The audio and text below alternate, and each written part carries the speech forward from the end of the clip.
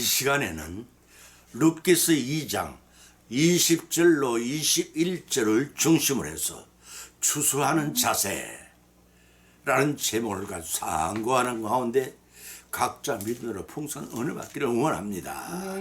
이 세상의 모든 식물이 그러하듯이 영적인 결실도 옥토에 씨를 뿌리고 뿌리는 를 내리는 헌신적인 행함이 없으면 아무것도 수확할 수가 없습니다.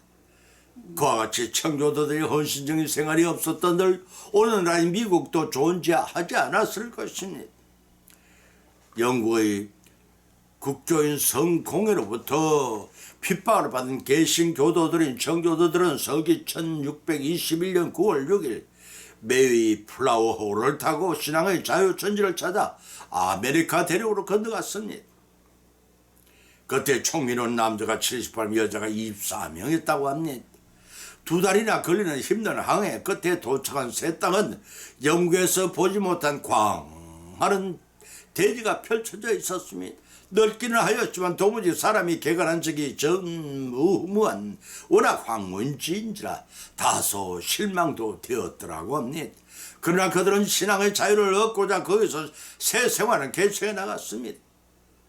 제일 먼저 합동협력에서 통나무 교회를 세우는 일을 시작했습니다.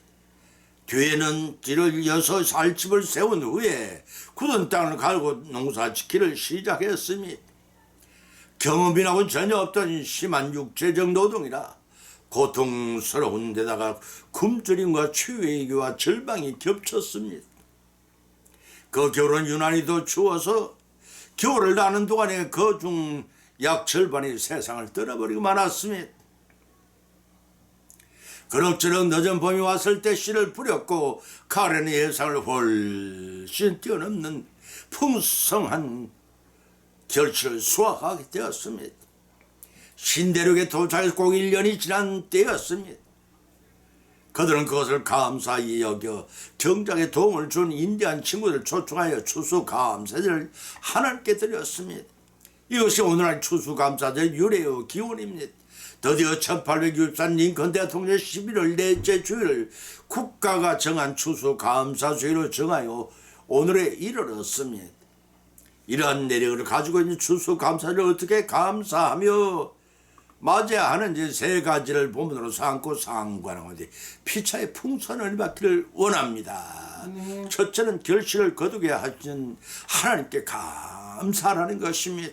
신명기 8장 10절을 찾아보면 네 하나님 여호와께서 너로 아름다운 땅에 이르게 하시나니 그곳은 골짜기에 산에서든지 시내와 분천과 샘이 흐르고 밀과 보리의 산지요 포도와 무화과 성유 나무와 감람들은 나무와 꿀의 소산지라 너희 먹는 식물의 결핍함이 없고 네게 아무 부족함이 없는 땅이며 그 땅의 돌은 철이요 산에서 동을 갤 것이라 네가 먹어서 배불리고 네 하나님 여호와께서 옥토를 내게 주자노니 인하여 그를 찬송하리로다 라고 하였습니다. 식물이 자라는 데는 필요한 물과 일조량과 토양의 영양분을 공급받아야 합니다. 이러한 세 가지 요소를 골고루 갖추고 있는 땅을 가리켜 문전옥답이라고 합니다. 성경에서는 한문 표기로 기름질 옥토라고 표현하고 있습니다. 그 옥토를 만드신 분이 하나님이십니다.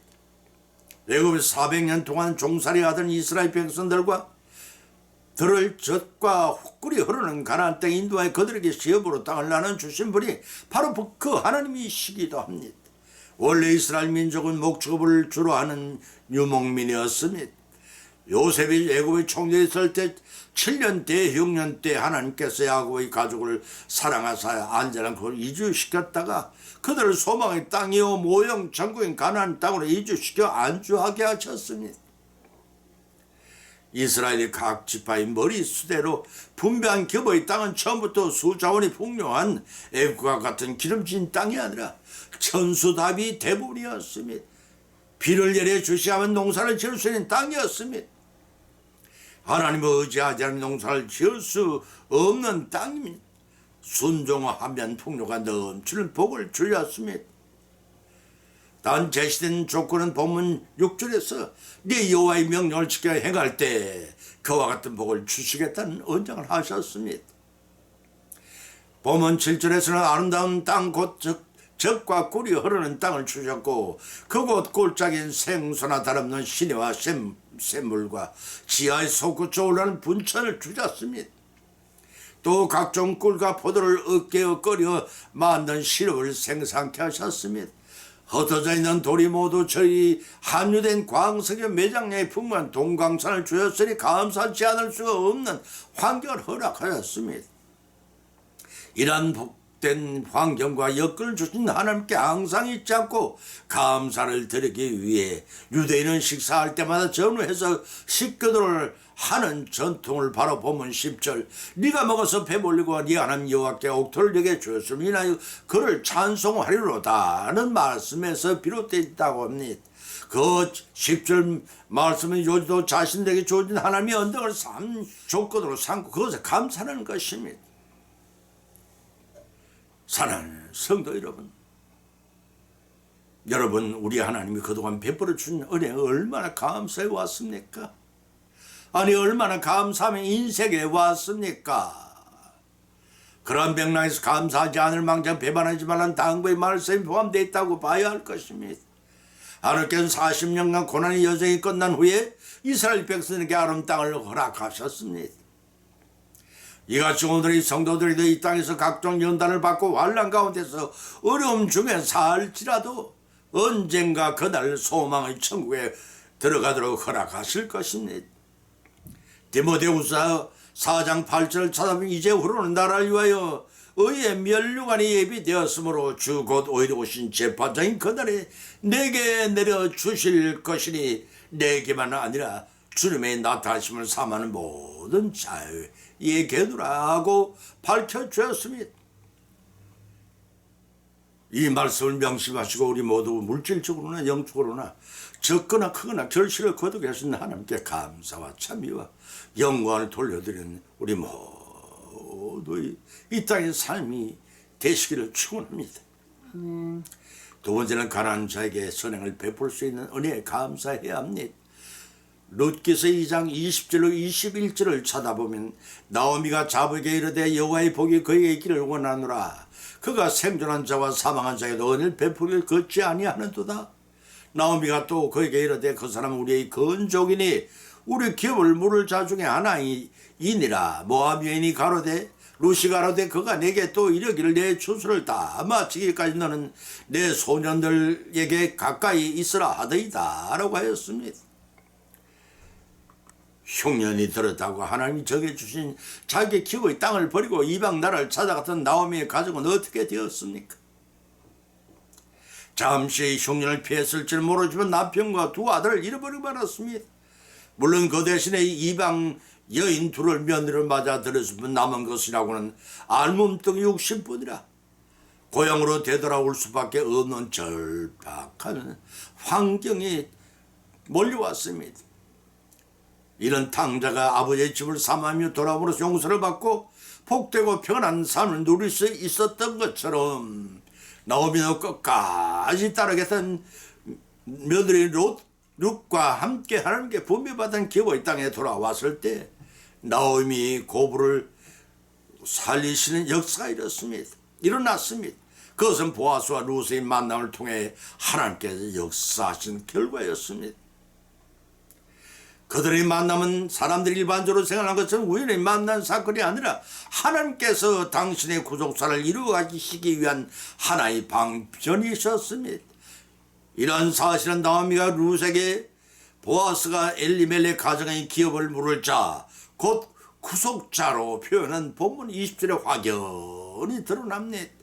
따라서 두 사람의 관계가 하나님께 이끄시는 구속사에 어떻게 기여하게 될 것인가 하는 점을 어느 정도 짐작할 수가 있습니다. 이러한 본장에서 두 가지 두드러진 점을 우리는 발견할 수가 있는데 열거하면 이러합니다. 첫째는 인간의 역사는 반드시 주도 면밀하게 개입하신 하나님의 놀라운 섭리가 있다는 점입니다. 영적으로 볼 때 보아스와 룻의 만남 자체가 하나님의 적극적이고 세심한 개업이었습니다. 이처럼 하나님이 섬기는 인간의 측면에서 볼 때는 우연히 일어난 일상생활 같습니다. 그러나 하나님이 측면에 볼 때는 모든 피조물이 주권자 되신 하나님께서 친히 피조물을 지배하시고 다스리시는 데서 비롯된 것입니다. 마가복음 10장 3절 기록을 찾으면 예수님께서 머리털까지 다 세심화 되었느냐고 하셨습니다. 두 번째는 전장에서 나오미와 루스의 신앙이 두드러졌다면 본장에서는 보아스의 믿음이 어떤가를 잘 보여주고 있다는 점입니다. 그런 과부를 선대한 보호해 주시는 보아스의 인간이와 시어머니를 존경하며 사랑 앞에 겸손한 루스의 덕성이 잘 묘사되어 있습니다. 이런 이방 여인 루시 구속사에 기여할 수 있던 사실을 하나님이 성리 외에 루스의 경건한 신앙과도 중요한 몫을 차지하고 부각시켜 줍니다. 특히 당연히 해야 할 일이지만 시어머니 나오미에 대한 희생적인 루스의 복량은 아름다운 선행이었고 또 그 선행은 감독의 아심을 받은 보아스의 기업을 물을 자로서의 헌신은 참된 선행이 아니랄 수 없습니다. 그것이 하나님의 뜻이요 보아스는 건축 기업을 물을 자로서 마땅히 행할 일이기도 했습니다. 그렇지만 그 선행은 엘리멜렉의 가정을 대가 끊기지 않게 하였으며 그 혈통을 통해 예수님께 오시는 예비하는 축복을 받은 삶이 되게 하셨습니다. 또 나그네 대접하기를 좋아하는 아브라함도 어느 날 고모라와 소돔은 유황불로 멸하러 가시는 하나님의 령을 맞아들였습니다. 아브라함 부지부식간의 정성껏 나그네를 대접하는 선행의 결과 소돔성에 사는 룻과 그 두 딸을 불심판에서 구원받은 상급을 받았습니다. 보아스는 아브라함과 같이 우리도 항상 가난한 자에게 가난한 이웃에게 선행을 베풀시는 은혜를 주신 하나님께 감사하는 생활하는 자가 되어 풍성한 복을 받으시는 저와 여러분이 되시길 예수님 이름으로 축원드립니다. 아멘. 세 번째는 인내한 자에게 주시는 은혜에 감사해야 합니다. 야고보서 5장 7절과 11절을 쳐다보면 그러므로 형제들아 주님의 강림하시기까지 참으라. 보라 농부가 땅에 난 귀한 열매를 길이 참아 이른 비와 늦은 비를 기다리나니 너희도 길이 참고 마음을 굳게 하라. 주님의 강림이 가까우니라. 보라 인내하는 자를 우리가 복되다 하나니 너희가 여호와의 인내를 들었고 주께서 주신 것을 보았거니와 주는 가장 자비하시고 긍휼히 여기시는 자신이라고 하였습니다. 인내란 말의 표기는 한문 표기는 참을 견딜래 참고 견딤 오래 참음이라는 뜻을 지니고 있는 말입니다. 이 단어가 의미하는 것처럼 천하의 범사가 때가 있듯이 그때는 인내를 하지 않으면 맞이할 수가 없습니다. 한밤이 지나지 않으면 찬란한 태양이 떠오르는 희망찬 새해를 새 아침을 맞이할 수가 없고 농부가 봄에 씨를 뿌리고 한여름 불볕 아래 가꾸면서 결실의 가을을 인내로 기다리지 않으면 아무것도 결실된 수확할 수가 없는 것입니다. 그래서 속담에 인내는 쓰고 열매는 달다라고 했던 것 같습니다. 하나님이 섬기는 성도들이 한평생 주님의 말씀에 순종하며 주님이 강림하시는 그날을 기다리는 것은 추수하러 오시는 주님으로부터 익은 열매로 추수되어 천국권에 들어가기 위해서입니다. 그것은 몇 번의 포기 직전까지 가는 어려운 역경 속에서도 끝내 굴하지 않고 인내로 믿음을 지켰기 때문에 가능한 것이라고 여겨집니다. 본문 7절에 기록하기를 그러므로 형제들이 주의 강림하시기까지 길이 참으라고 하였던 것입니다. 여기서 길이 참으라 헬라어 마르크로 디메사테라는 말은 단순한 인내를 말하지 않습니다. 이때 인내는 확고한 신앙을 바탕으로 자신이 당하는 고통에 대해 불평하지 아니하며 복수의 마음이 없이 오래 참는 것을 말합니다. 이러한 참음에 대해 본문의 저자 야고보 사도는 인내의 기간을 주님의 강림 파루시아 투 키리오 하시기까지 정하고 있습니다. 이 속에는 하나님이 행하신 심판에 내포되어 있습니다. 이 심판의 날에 핍박받는 신앙이들은 온전한 자유로움을 얻고 반대로 성도들을 핍박한 자들은 하나님에 의해 멸망당하는 형벌을 받게 될 것입니다.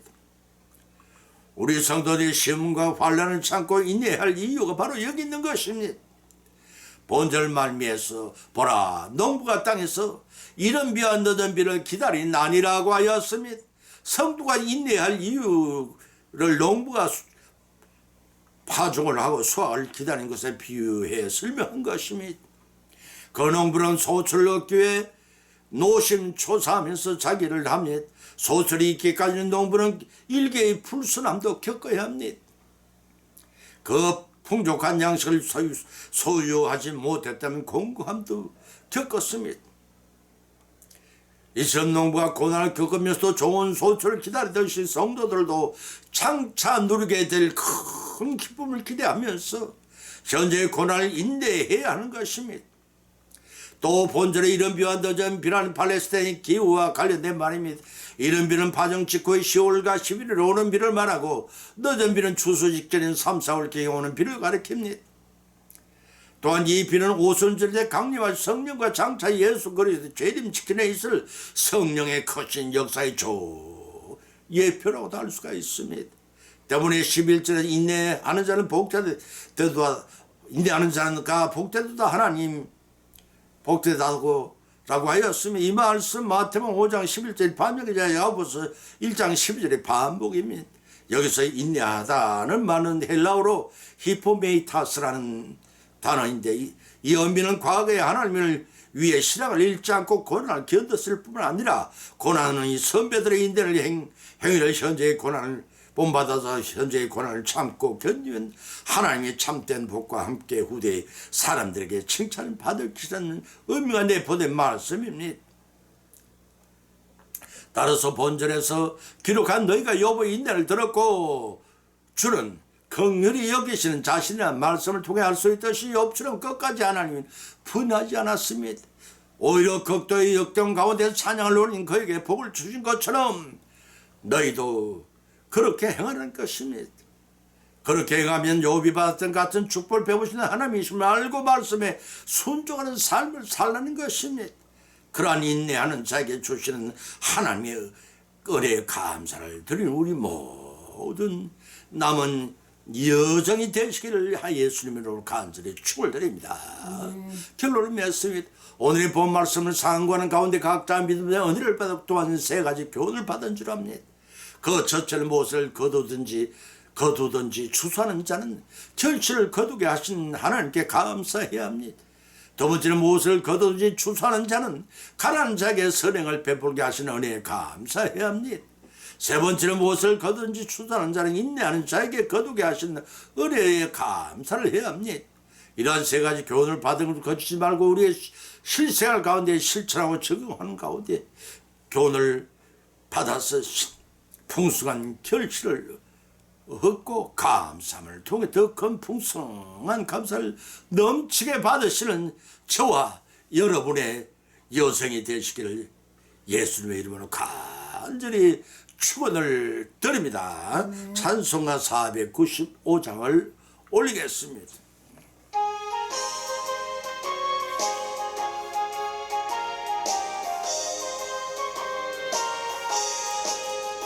익은 곡식 거둘 자가 없는 이때에 누가 가서 거둘까? 내가 어찌 게으르게 앉아 있을까? 어서 가자 밭으로 보내주소서.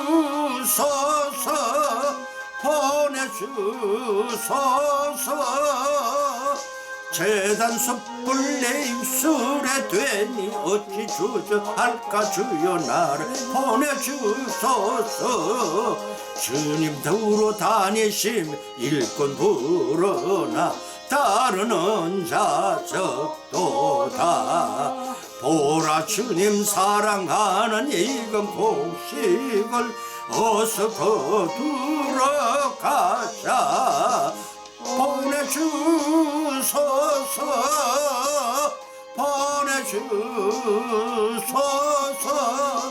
재단 숯불 내 입술에 대니 어찌 주저할까? 주여 나를 보내주소서.